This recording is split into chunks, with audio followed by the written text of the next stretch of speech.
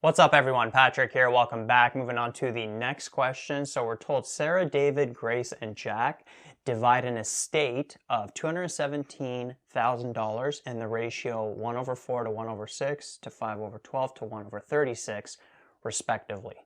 And they're asking how much does each of the four beneficiaries receive of that estate. So first thing I'm going to do is I'm going to take this ratio and figure out what percentage or what fraction of the estate that each should get. So that fraction or percentage that I'm going to figure out, remember it's not these fractions here. So to do a quick, more simple example, let's say that we have, let's say a bag full of apples and oranges. So for every 4 apples, there are 6 oranges.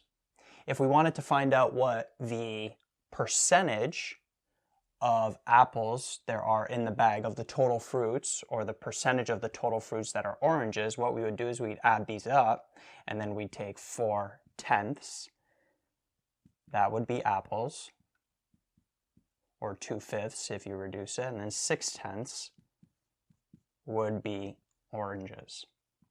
So 40% of the bag would be apples, 60% would be oranges. So that's the exact same process we're going to apply. So these fractions here are not the same as these fractions. These fractions are like these numbers, right? So we have to add them, then we have to take each fraction, divide it by that total. And remember that these fractions that you get should always add up to 1, or the percentage that you get should add up to 100%.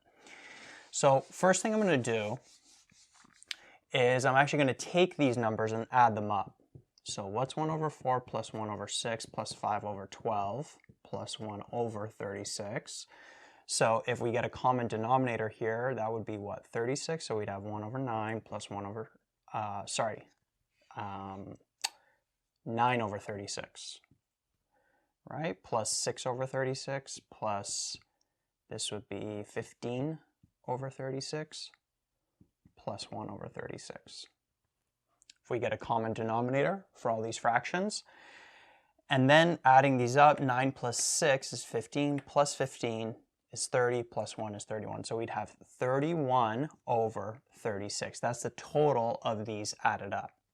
So then what we would do to find out the percentage that Sarah gets of the estate, it would be that 1/4 divided by the 31/36, which would be like 9/36 multiplied by 36/31 by the reciprocal of this. And notice the 36's cancel out.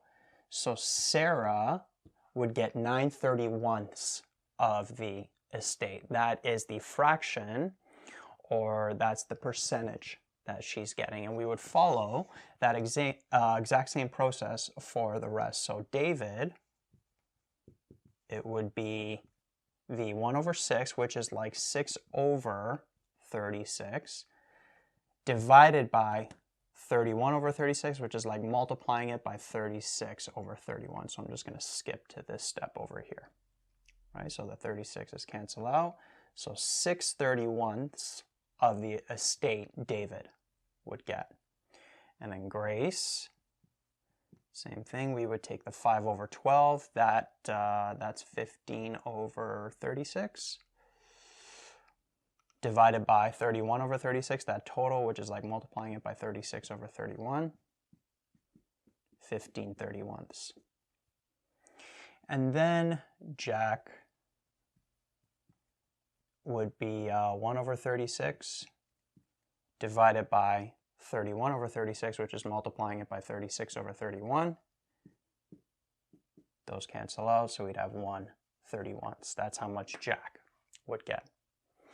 And then if you want to check these fractions that you get, the way you could check them is that if you're taking a ratio and then converting it to percentages or fractions, what you can do is you could add these up, and again, they should equal 1. So notice 9 plus 6 is 15, plus 15 gives us 30, plus 1 gives us 31. 31 over 31 is 1.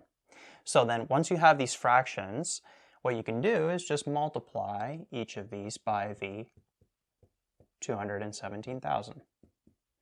And that's going to give you the dollar amount that each beneficiary is going to get of that estate, or what portion of that estate each beneficiary is going to get.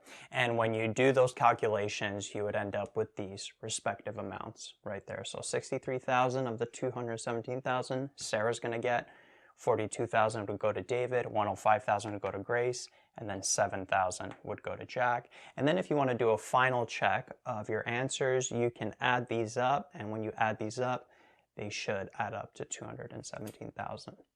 Right? So if you get a ratio with fractions, don't get deceived in thinking that these fractions are the same as these fractions. Here you got to add these up, divide respectively, then get these fractions. These fractions should always add up to 1. Notice how if you add up these fractions, they're not going to add up to 1, right? These fractions add up to 1, and then you take those fractions, multiply it by that amount, and then you get your respective answers.